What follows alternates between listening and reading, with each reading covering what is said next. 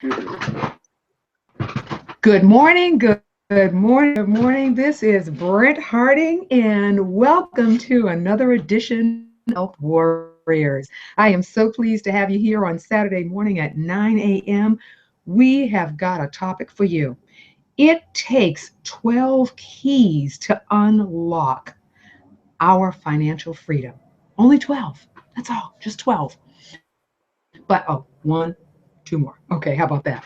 However, it is knowing the right keys that makes a monumental difference. So before we get started, let me share a little bit with you about Wealth Warriors for those folks that are new. Warriors is a group of committed individuals who are intensely serious to the point of feeling the intensity of being a warrior going to battle for our family's financial future, us alone, but for each generation that follows us. And we're on a 60-month project, a 60-month project to create 100 families that have wealth, 100,000 families that have wealth.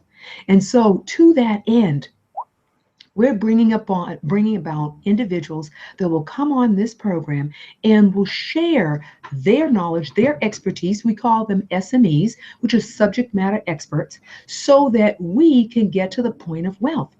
Now, come June, we need to be taking a measurement to see how well we're doing. Then we're going to take another measurement in September. And then we're going to take another measurement, and that's going to be come December. So we're able to say that we, in fact, created the wealth. How about that? So it's going to be pretty exciting. Now, I shared with you that there are 12, and I actually have them. Nope, you can't see them. You know why? Because we're not going to do them in order.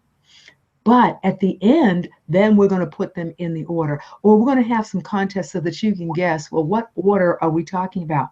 Also, this month, April, starts a few key pieces to our wealth commitment. And that is, you're going to have an opportunity to meet with me if you'd like, for us to talk, and it's going to be a free, short, either a phone conversation or we're going to be eyeball to eyeball, and we're going to do an assessment to figure out what you are going to need to do in order to create that wealth. So it's going to be a short one, and then I'm going to help put together a team that you will be able to utilize, and that team is going to be your wealth commitment team. I'm going to share with you, yes, there are obviously these individuals do need to get paid.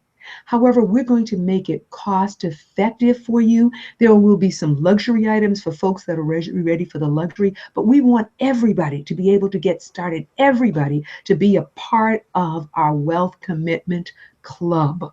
You're on the air with us right now, but we're going to start getting closer and know each other better. You are going to hear from some of the best minds that I can find so that we all can create our financial promised land. You know, our mission, part of our mission, part of our life is that we live a good one, obviously, but that we set the path so that generation after generation is able to partake, and they're able to look back and say, Grandma so-and-so made this possible. Auntie so-and-so made this possible. But I will say one thing that's going to be really pivotal as you're thinking through this process, that whatever we do for those children, those grandchildren, or those great-grandchildren, they need to understand that its legacy will carry on. Because right now, for a lot of us that are on the air, guess what? We are the first generation. So we are the first generation wealth warrior babies. How about that? In fact, you know what? Now is a great time for you to hashtag, no, not hashtag, let's introduce ourselves. Your name, your where you're seeing us at, and also a little bit about who you are. Alrighty, who are you?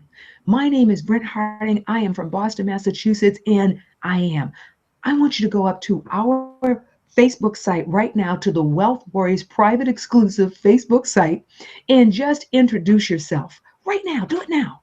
And while you're doing that, I'm going to get us prepared to meet our newest wealth warrior who came aboard today. He is our guest speaker. And I have the privilege, it's such an honor because, oh my goodness, he reminded me that we worked together years and years ago. And you know what's interesting about life? It can have a full circle. And so it has come back to full circle because we're actually on the air together. Again, before I introduce him, though, I want you to go up and I want you to put yourself into the feed, your name, where you are from, and what it is that you do. Now, why do I ask you to do that? I ask you to do that because you might find somebody on that feed that will be of benefit to you. Somebody that may have a service that you need, somebody that may be looking for a service that you offer. In fact, I will tell you, recently I was on a site and I'm going to have some speakers from that site that will be a part of our Wealth Warriors. They will be people that will be speaking. I will also have co-hosts, and they are likely to be co-hosts with me. So I anticipate this is probably going to be the last broadcast where it's just Brent Harding by herself. I'm going to have co-hosts every week that will join in on our Wealth Warrior commitment, our Wealth Warriors, and make things happen. So with all that being said, and I'm assuming that now everybody is here, and of course, do you help with Joe?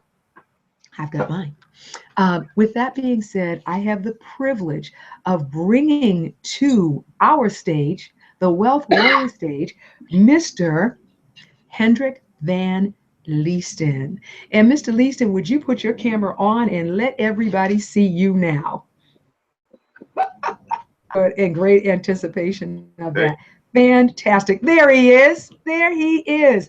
Okay, you know what? Before we even get underway with talking about our topic for today, sir, you have got to tell the audience, where does the name Hendrik Van Leesten come from? Because never, please just let us know. We're all in great anticipation. Well, it came from my great grandfather. So I'm actually the fourth one. I'm not the first one.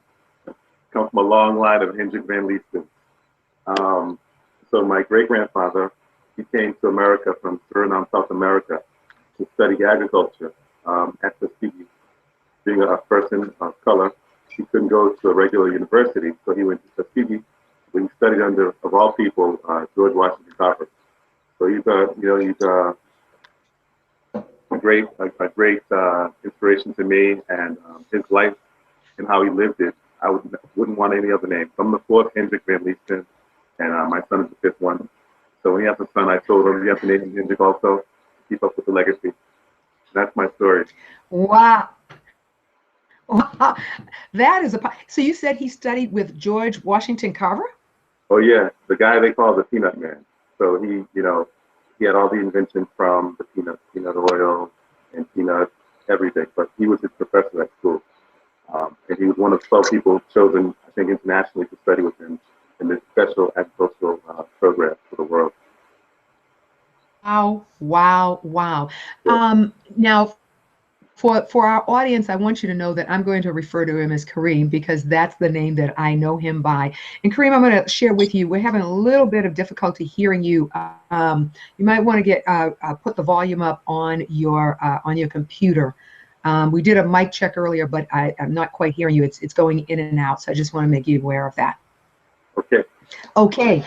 Thank you. Excellent. Well, I'll tell you what, you got an introduction, quite a history, and I can appreciate why there will be Van Leesten the generations. Yes. Yes.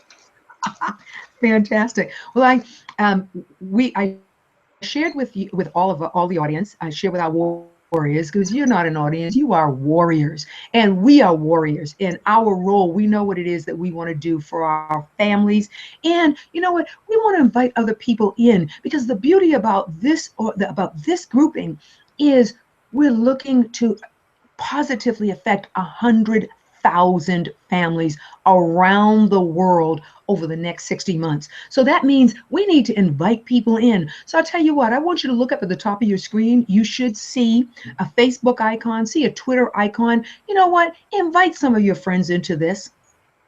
Let them know that this is important information that's going to change lives. And I'll tell you what, it's not just going to change.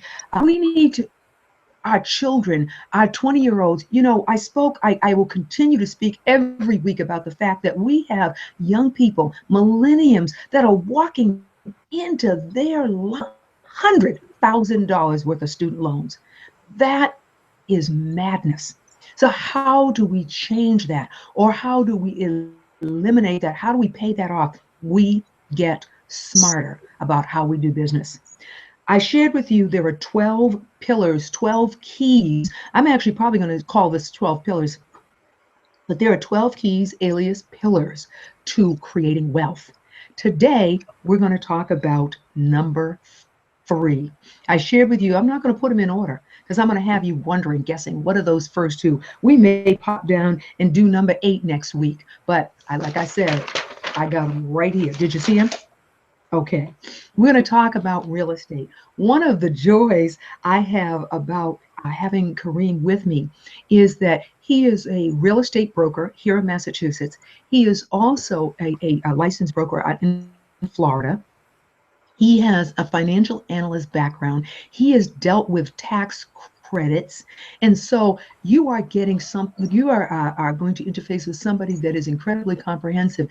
And by the way, this is not the first time he'll be on the air. He didn't know that. I'm letting him know right now. This is not the first time he'll be on the air. He will be on the air in the future. But Kareem, what I'd like to do is I'm going to turn it over to you. Please go ahead and introduce yourself again. Give them more about the background, because I will tell you, we have people on all financial levels with us, and I want those folks that say, hey, you know, Brent, I'm really on the high end, to understand when we start talking about tax credits, we that is high end. So I want, been a developer, you know what is going on, and then we'll get this thing moving. Before you do, I want everybody, when you hear something that resonates with you, when you say that's a nugget, I want you to hashtag nugget and tell us what the nugget is. Hashtag nugget and tell us what the nugget is. If you have not introduced yourself onto our feed yet, please do so. Your name, where you are where you are seeing the broadcast from, and a little bit about yourself. And now, without further ado, let me introduce you to Kendrick Van Leesen. Mr. Leesen, you are up. The floor is yours. Hey, good morning, everybody. So just wanted to give you a little bit of background about myself. Been working in real estate, excuse me, for quite some time. Um, Originally as just an investor, but not just, but as an investor, purchasing real estate, rehabbing property, and selling them. I started doing that back in 1997 when I was still a student at Boston University. So I've had a lot of experience over the years in buying, renovating, selling property. Um, During that time, I ended up, when I graduated, taking a position with a firm in Boston as a real estate analyst, underwriting, actually not underwriting the deals, but monitoring the deals that we underwrote, that we financed. And it gave me a better idea and perspective on how real estate acquisitions and development works. So a year or two later, I moved down to Miami, where I stayed for many number of years, working as an analyst for government, and also as a project manager doing redevelopment, tax income and financing types of deals. Uh, from there, I went on to the county and worked for a little while, and then I stopped working for other people and decided to work for myself. So I started a real estate development consulting firm, specializing in real estate acquisitions and development in blighted areas or areas that were underdeveloped. A few years later, I passed my broker's exam. I became a broker, and I converted my company, Sad Real Estate, into a full-service real estate brokerage firm. And 2 years ago, I opened up another office in South America. So I have an office in Miami in South America, and also position here in Massachusetts right now, as of right now today. So that's a little bit about me, and hopefully I'll be able to help everybody understand the benefits of investing in real estate as a means of wealth transferring. I think that's pretty important when it comes to being able to pass on the wealth to the generations. What Brent wants here is to grow wealth for people in their families. And I think real estate is one way to transfer that wealth over. And I'm here to help. Wow. I have such a I didn't realize the list was that long. I need to wallpaper with that list. That is absolutely. One of the things that you said, Kareem, relative to wealth, is that real estate is a pillar for wealth, and that's on the list of the 12 keys. Why is real estate a pillar of wealth? Um, Well, one of the One of the pillars. reasons, because it actually allows real estate typically will appreciate in value. And over time, if you purchase a property with a mortgage, it pays itself off. So you pay it off. And that is an asset that you can actually transfer, rent out, leverage for more property, or sell. So I think that it's a pillar for wealth because it's something that's tangible, you can touch. Um, and typically, I mean, we've had tough times over the past few years, but it seems to have recovered quite nicely. But it's typically a good investment to make in terms of having that long-term solid growth. And most people who are stabilized here in America own a home or a property or an investment property. So owning a single-family home is nice, but also being able to purchase multifamily properties. So I've only, for the most part, purchased multifamily properties. I've had a couple of single-family homes, but I preferred multifamily due to the income and that can be generated from the property. So that's another thing that I would like to say. If you're going to buy your first home, Okay. try and buy multifamily. That would be a good opportunity for you to increase your income. So what I hear you saying is it makes sense for a person. Would you say buy a multifamily home first, or would you buy the single family home first? Multifamily. So if you're in Boston, the prices in Boston are through the roof. But if you can purchase a multifamily home here, that'd be great because the rents are also through the roof. So you're actually, there's a cost benefit there of buying something that costs a lot of money and being able to rent it out and cover your costs and possibly live for free. So now you're living for free while you're saving for your next home. And it's a process. Okay. Yeah. Wait a minute. Whoa, whoa, whoa. I used to say back in the day that that was what you could do. But the average cost of our homes here in Boston, is that really still a lot? Are we really still in a position where we can purchase a home and essentially live at no cost? Because I'll tell you what, when it comes to real estate, I never say the word free. So can we really still do that in Massachusetts? I would say yes. There are possibilities depending on where you buy. There are still some great areas and great places you can buy multifamily and rent out other units and live for free. Now, free meaning okay if you have to fix something, a leak, electrical problem, etc. That's not really free because you're paying, but it's part of your investment. Having a home is still like having a baby. It's like something you have to take care of until it grows up. And even when they're grown up, you still take care of them, right? Thank you. I was just getting ready to say that there's no such thing as it grows up and you never stop taking care. That doesn't happen to parents. Right. Okay, so I appreciate that. Give us an idea. Where are some areas? And right now, for our listening audience, we're talking about Massachusetts, but we're about to get global. So hold on a moment. Okay. But when it comes to real estate, when it comes to the real estate, and you know what? I apologize when you're in a home base. I should have checked that phone. So I do apologize. You're getting that in the background, and I'm going to ask you if you can ignore it for just a moment. When it comes to the real estate side, Kareem, where would a person likely want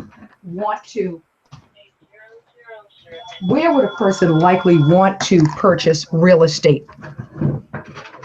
When it comes to Massachusetts, where would they likely want to purchase real estate? When I say we want to at least give them a greater possibility of having of being able to live at a no cost, if you will. I would say honestly, trying to buy close to transit is the key. Say that again. Close to transit, so close to one of the major train lines in any of the areas. Orange, red, the new Fairmount line that runs, the purple line that's running between, I think, Hyde Park and South Station. With all the development that's happening in those areas, I would definitely recommend looking to buy property close to one of the train lines, either the Fairmont line or the Orange line. I mean, the Orange line, that whole line, everything on the Orange line is really expensive now. But the Fairmont line is still within areas that still have affordable prices for homes. And I would say, you have Dorchester, you have Mattapan, and that's typically where it runs through. And they're opening new stops. So I'm happy to help anybody if they'd like more information on kind of what I see as the future growth and development in the city of Boston and where it's coming. And I'd love to help give them some direction on targeting homes for investment in those areas as well. I appreciate that. Kareem, he doesn't know it yet, but he is now a member of the faculty for us at Wealth Warriors, and he will be no doubt a part of, yeah, you didn't know that, did you? Once you come on, that's it, you're part of the faculty. He will be here to help you, so that what will happen is that you'll have expertise that will help you to find the types of properties that you're looking for. Kareem, I want you to expand a little bit further. Talk to us about around the country. If I'm here in Massachusetts, would I want to buy a property in North Carolina, South Carolina, Atlanta, Chicago? Would I want to do something like that? And how am I going to manage that? Right. So, or Miami. So in Miami. Yes, of course. Or Miami. I think, excuse me. Excuse me. I think the opportunities are abound. In places like Atlanta, I also have associates. Okay, we're losing you a little bit with that. Say it again for us. Okay. In a place like Atlanta, for example, I have an associate there in Atlanta. He works with a different firm, but he's a really good friend of mine. He's also from Boston originally. So he's there. And properties in Atlanta are selling like hotcakes, and they're very cheap. A lot of investors are coming there from China and buying property. Detroit, Michigan is another place, pretty cheap and affordable, I should say. And in terms of by the way, excuse me, just audience, just a moment. I want you to know that you heard it here. So remember where you heard the kudo from. So if you heard a nugget just a few seconds ago when you heard Atlanta and you heard Detroit, I want you to go #nugget and tell us what that nugget is, because that was a serious nugget. Okay, Kareem, please continue on. You have my undivided attention. But in places like Miami, for sure we have agents that work for me, that work for my company, Sad Real Estate, and they're ready, willing, and able to not only help close the deal. So I'm back and forth, every week, every 10 days I'm in Miami or back in Boston for the next several months. And but the idea is, if you purchase a property in another state, like in South Florida, there are great opportunities to buy investment property. You can still get a condo for $40,000, $50,000.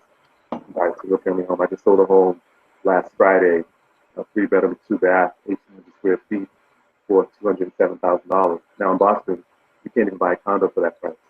So there are still opportunities in South Florida, and if you weren't living there, we have agents that will actually help you with the management of the property. We do that property management as well as the acquisition side.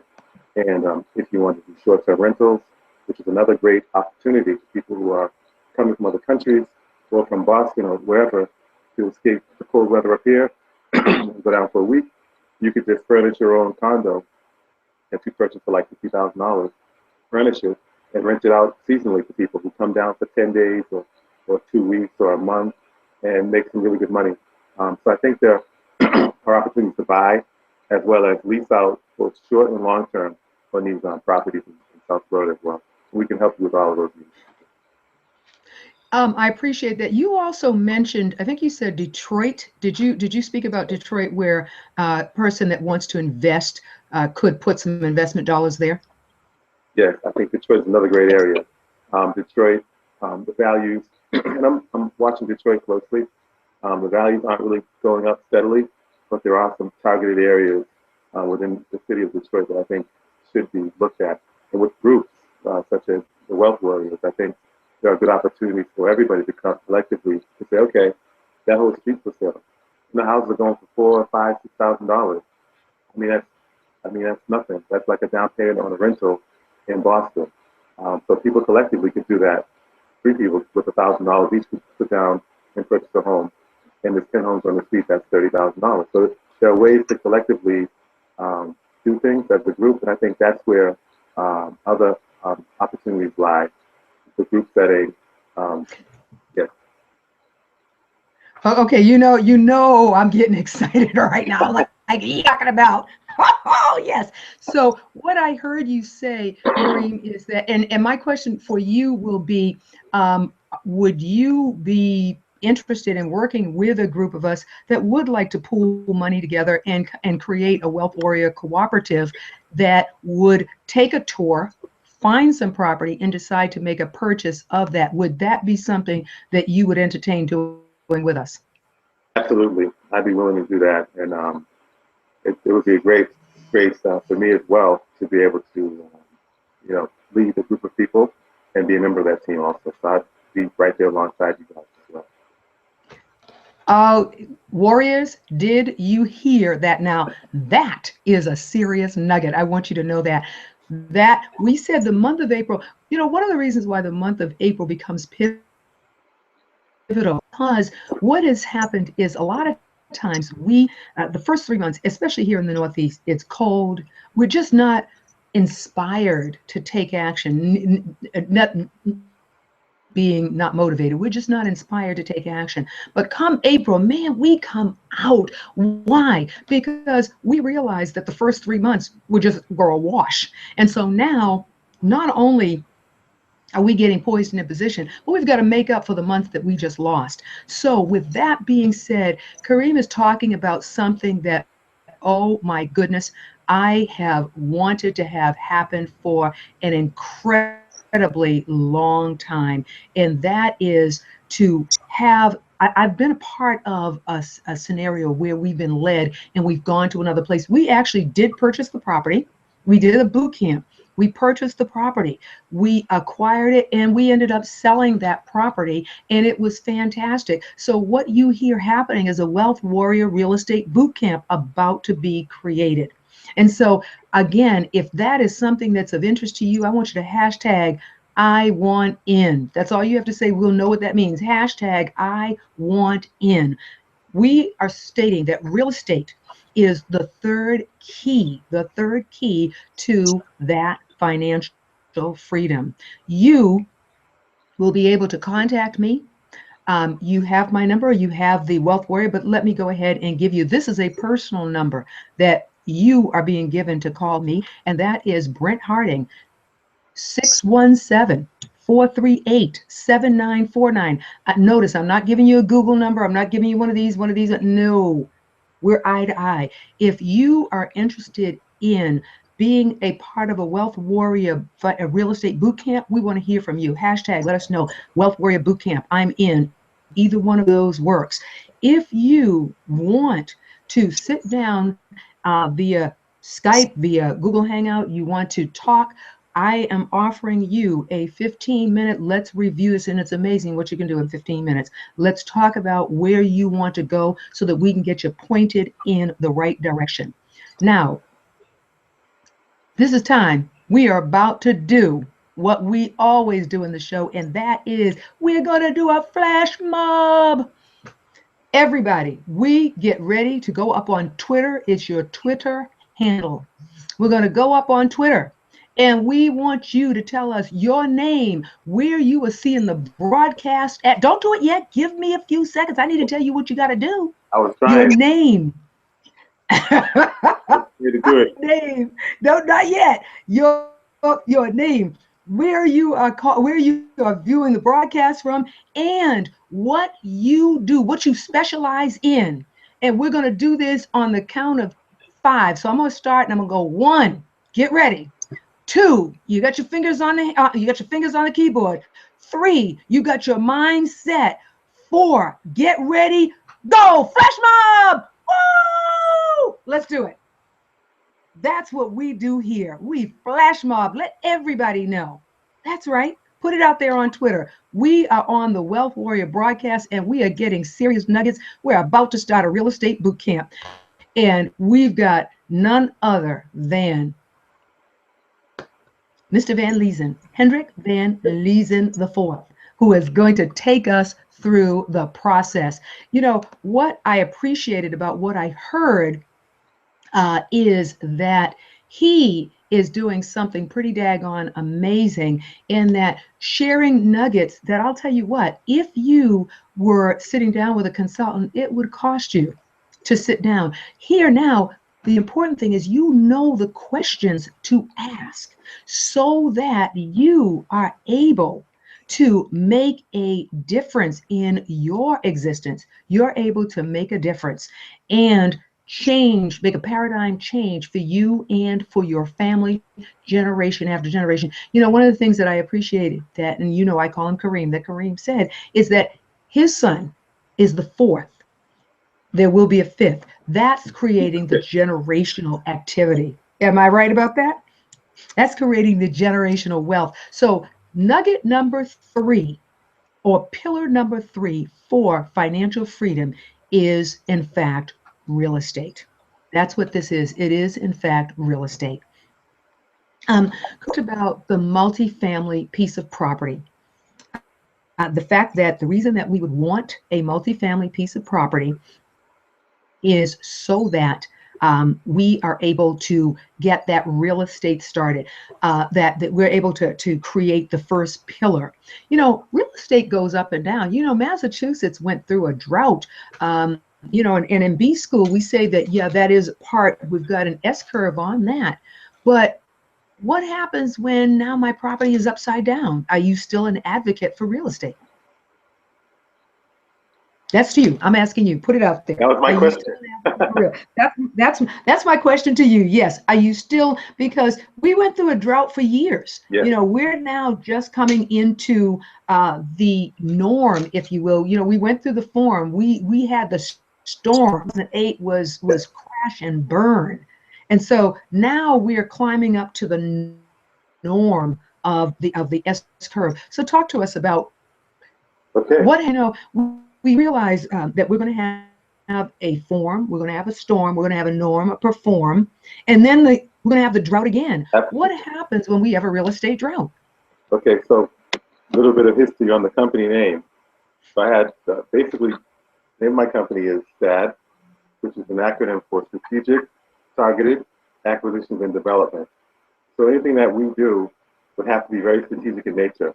I'm not saying that we can control the market forces because we can't. We don't know what will happen in a year or 2 years from now. Excuse me. But I think that if we're looking to invest in properties, um, you'd have to be able to look at them from a trending perspective. So if you're buying a property at a certain price today in an area that seems to be trending up, if the market crashed and the rents dropped, would you still be able to cover your expenses on that property? And so that's the key. I think in a place like Boston, with the vacancy rate, which is under 5%, when people move, they rarely move a lot, and when they do move, their unit is usually taken up quickly.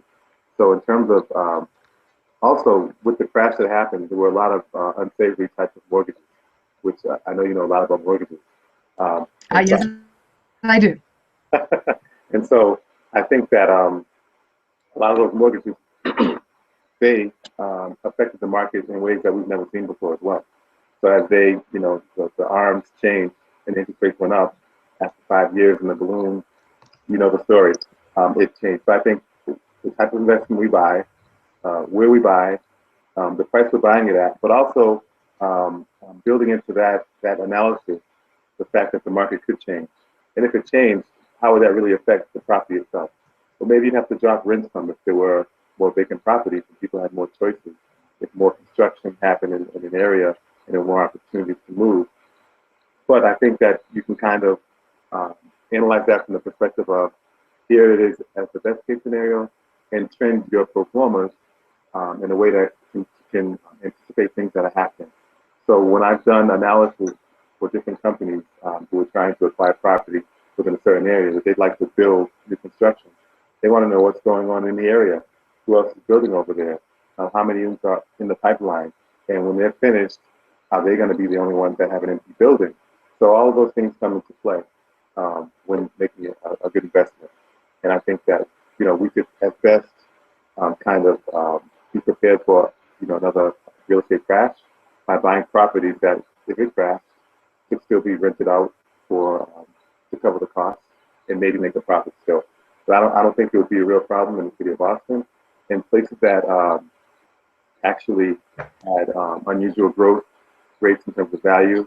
When the market crashed, it hit harder on areas that were traditionally more depressed areas. They took longer to recover because they were actually inflated.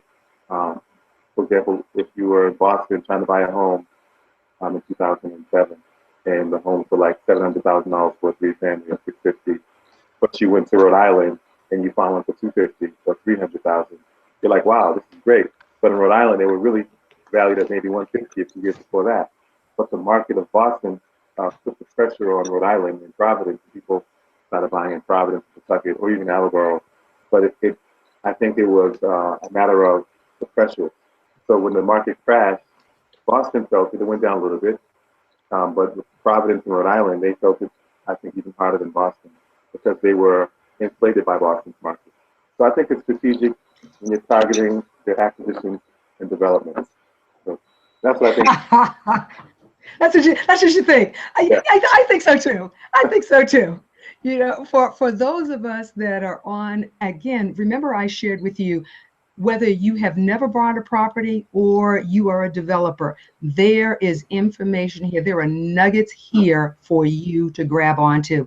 The strategic, just hearing about that. What is strategic? That is being directional focused. That is not just thinking for today and now, but what's it going to look like 10 years from now, 5 years from now. You know, one of the things that I remember a developer shared with me was, Brent, when you see the sidewalks, when the sidewalks are being repaved, when new sidewalks are being set up, it's over. It's already done. That means that whatever was going on has already happened, and the sidewalks are the final manifestation of that. Kareem, would you say that's true? Absolutely true. I mean, there are ways of finding out things that happen before they happen. You know, there's no, and I'm Absolutely. not going to say it because I'm sure you all know it. There are people who watch what's happening. There are people who uh, I guess, make something happen. And then there are people who say, what just happened? And I don't ever want to be in the position of saying, what just happened. But I think through education, there are always opportunities to find out what's going on in the area. They have community meetings in the city of Boston constantly. Doing mail out some flyers. So there's never a time when you don't know what's going on. So I'm participating, find out what's happening, be a member of your community, and understand what's happening. You can better understand where the market is going when it comes to real estate development. So what happens? You don't go to the meeting, and then 2 or 3 years later, like, wow, where did that building come from? And you had an opportunity to buy something right next to it, or within the same area. That is so true. That has happened more often to people than they could.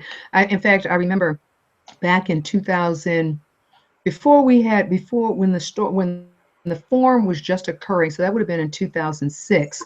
I recall a house on the same street that I reside on, $50,000. Sometimes when you're in your neighborhood, walk around your neighborhood, see what's going on in your neighborhood. A lot of times you're sitting up here being stunned that something, as Kareem said, being stunned that something happened, and it was 2 doors down from you. It was right across the street from you, and you could have had to know your neighbors, find out what they know. We all don't live in a microcosm. People live. So find out from your neighbors what's going on. If you didn't get to the meeting, somebody else probably did. But know what's going on in your community. So that, and for that matter, wherever you're thinking about investing, check out the community, have some feelers out there, because we're not always able to see everything that's going on. We're not, so you got to connect with folks right here on the feed. We're going to start a boot camp. It's going to be a way, but you know what? Kareem said something that is pivotal. We got to do our homework. And you know what, Kareem, speak to us about homework. When you say homework, what are you talking about? Oh, well, doing your homework is, I didn't say it, but I'll say it. Doing your homework is, Well, that was your cue. doing your homework is simple. Just as Brent mentioned earlier, actually being able to know what's going on within your community, within your block. You can call me, you can email me, you can text me, you can say, hey, there's a house next door to me. can you find out a little bit more about this property? And I'll do a little research. Oh, yeah, it's in tax foreclosure. It's a, the tax certificate being sold for it. It's going up for auction. Different things, but you have to do your homework. And I think that's a great opportunity for us to be able to present things back to the group. The house on my street for sale, it's foreclosed on, or going to be foreclosed on, and the owner is willing to do a short sale, for example. And then you come back to the group and you say, hey guys, he needs to sell it for 250 or 300, and I'll do a quick analysis. Hey, it's really worth about 450. Guys, we should do this. So now we go ahead and with the group, go ahead and get the financing or whatever it is, however we're going to come up with funds to buy it, and buy it. But I think that doing your homework means, just as Brent said, being involved, knowing what's going on, becoming active on your street, in your block, spreading the word and talking to other people. If you know of anything, let me know. And that's, I think, word of mouth is great when it comes to a lot of things like network marketing, for example. So to be able to talk to people within your own circle and say, hey guys, I'm a member of Wealth Warriors, the real estate group, and we're looking at properties, looking for properties to acquire. If you know of anything, put it on your Facebook. Text people, mass text, email everybody on your list. Tweet. If anybody wants to sell a property or who's in trouble that would like to sell the property, give me a call or have them call me or email me. And that's one way to kind of get the buzz out that you're actively looking. And before you know it, you'll have a bunch of deals in front of you that you can look at and say, okay, Kareem, Brent, let's look at these deals. And we'll look at them, we'll plot the map, and we'll see where they are in reference to train stations, developments that are happening in the area, other trends, how fast properties are selling, coming on the market and reselling for. And then say, well, out of these 10, these 2 are the best ones. And then we go from there. I think that's doing your homework. And you're absolutely that. I am elated, absolutely excited that this has happened today. It couldn't have happened at a better time to start the month of April. Kareem, a couple of questions have come up and the very first question that will always come up is, Brent, I don't have any money. Is there a way for me to do a no money down transaction? All right, Kareem, speak to the no money down transaction. Let's get that one out of the way. Always a way, so money. So I can tell you a funny story. Met a guy, an older guy, in Fort Lauderdale, Florida. He had a building within the redevelopment area, and a buddy of mine who liked the property. It was right smack in the middle of everything that was happening within the community. New roads, new sidewalks, lights. They were all coming in, but not yet. But we knew they were coming. And the gentleman wasn't from the community. He was just, a guy who owned a building, and he actually made his money on the billboard that was posted on the building that was next to I-95. So he didn't really care about the building. And I approached him. I said, hey, I'd like to buy your building. He's like, okay. And this was in 2001. He said, I said, how much do you want for it? He said, $50,000. It was a 6-unit commercial building. I said, okay. I said, wait a minute. He said, well, no, stop. He said, how much was he selling the building for? $50,000. $50,000. This is 2001. It was a while ago, but it was a great opportunity. So I Absolutely. said, okay. I said, so tell me, would you like to sell it to me and my partner? He said, sure. I said, well, listen, here's the thing. I said, what we'll do is we'll buy the property from you. We want you to hold the paper as the seller, as the owner. We'll pay you a mortgage every month and we calculated, I think it was like $400 a month, and we'll take over the property. He said, listen, I have no problem with that. How much are you going to put down? I said, I'm not going to put anything down. I said, I'm actually going to buy the property. I swear to God. Yeah. Okay, please continue. I said, I'm going to buy this property from you. I'm not going to put any money down, but we will do a couple of things. One, you're going to be responsible because it was abandoned and he wasn't doing anything with it, but it was a solid property.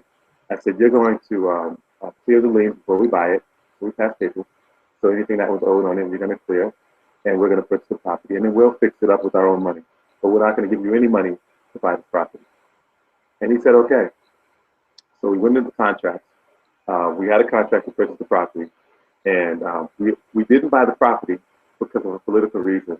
The county commissioner from the area started coding putting code enforcement on his property every day to write up, basically to stop our transaction because he wanted the abutter, which was his friend, to get the property. So we ended up backing off because the guy was like, listen, if you buy this property, we'll sell it to you, but you're going to have to take care of all the violations that are coming on this property daily. And we said, well, we can't do that and fix it up, especially since you're not willing to. I mean, it's yours right now. How are we going to start taking over these people?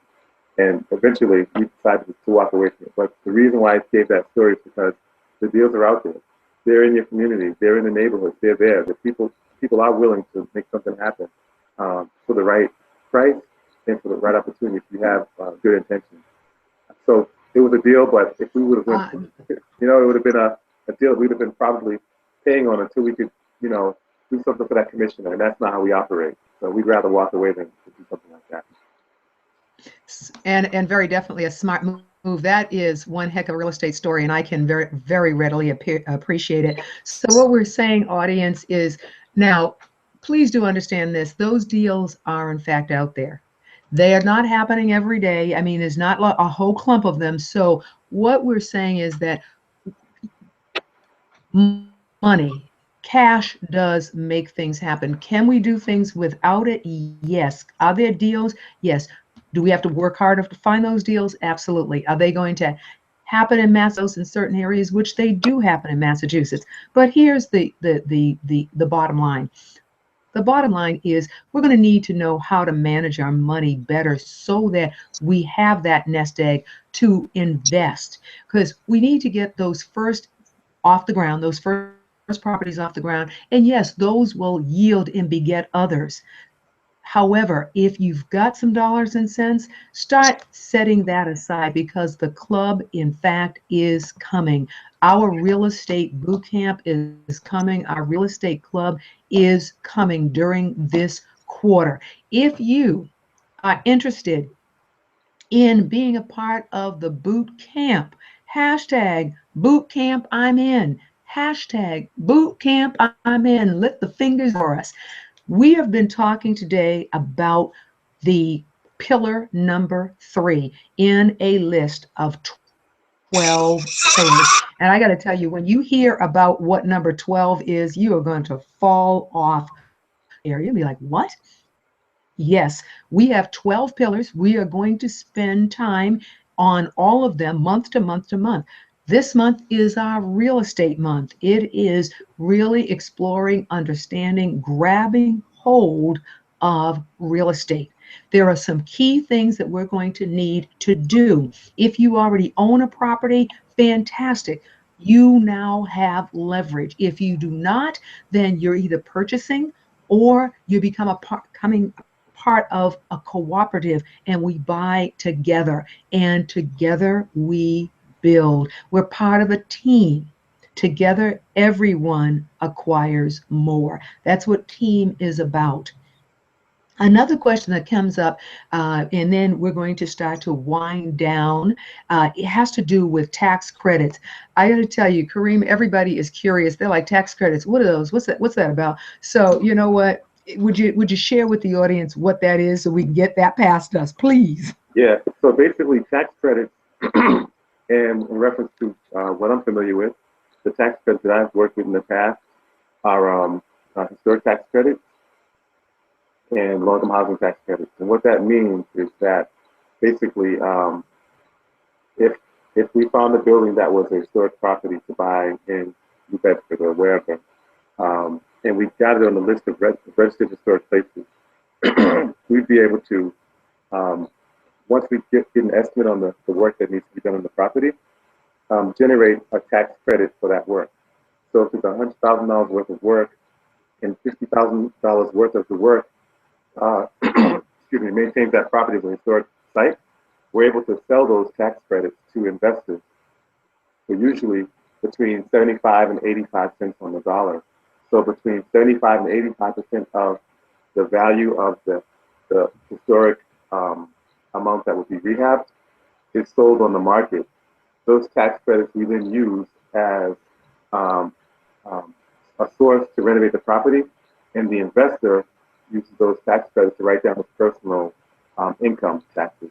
So it's a way for them to buy down their personal income taxes Normally it's done by really wealthy individuals, and the benefits are to both us as the property owner that's trying to generate another source to fix the property, and to the owners as the and to the investor who's buying the tax credits and lowering his tax basis on his income taxes.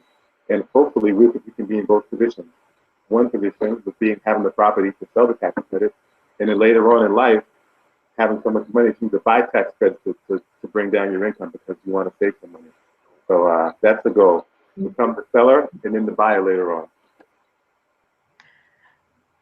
I will tell you what, that is awesome. That is the sweet spot of creating that financial wealth. And I will say to you, amazing, amazing, amazing.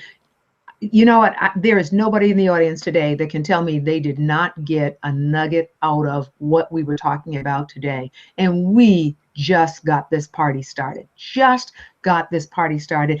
We're going to have a Wealth Warrior Club. We are going to have a Wealth Warrior Real Estate Boot Camp. We are going to have a Wealth Warrior Real Estate Club. So you've got an opportunity to participate in things like that. We're going to start putting that information out systematically on our Wealth Warrior site so that you will then be able to take that information and put it to effective use. We just talked about number three, number three pillar in our Wealth Warrior arsenal. Number three, we have 11 more to go. We're going to be doing this over the course of the year. So every month. So right now, this is real estate. Now, you could say, well, we could have done this in March, Brent. Yeah, but we're doing it in April. We're getting started now because you know what, folks, we're sleeping in March. Now we need to be inspired to make things happen. What we're going to do is this. Kareem is going to be a part of our faculty at Wealth Warriors. We're going to be putting together information that we're going to be sending directly to people that, two things, are registered for the broadcast that we do, that are letting us know that they want to be a part of this. So what we're going to say to you is help wake our folks up, get them interested, get them excited, get them on the broadcast. Start tweeting out, letting people know I'm getting nuggets of information. We're going to put that out to you, Mr. Van Leesen. Oh, I like that. Hey, Kareem and I are going to sit down. We're going to structure out what that real estate club is going to look like so that we can put that out this month. We can get the ball rolling because we've got time that we need to make up for. Would you agree? Absolutely. Again, I want to wrap us up by saying we've got some homework that we need to do. Take some books out. You know what? Even before you grab the books, take a walk through your neighborhood. Meet your neighbors. Talk to them about what's going on in the neighborhood. You remember that story was they knew some things that were happening in the neighborhood. And so they knew what the value was. What I appreciated most is that he indicated, and please do know this, you're dealing with an ethical person. And that is so important to developing relationships and making things happen. We've got to develop the relationships. We've got to know that we can trust that a handshake will get the job done. So before we wrap up, I want to turn back over to Kareem. Let him give you some final thoughts relative to real estate and how that plays a role and why that is a pillar. And then I'm going to wrap up with some offers, with some timelines and the like. So let me turn it back over to our esteemed guest speaker. Kareem, the floor is yours. Great. So I think we spoke earlier about real estate and the ability for wealth transferring to real estate investment.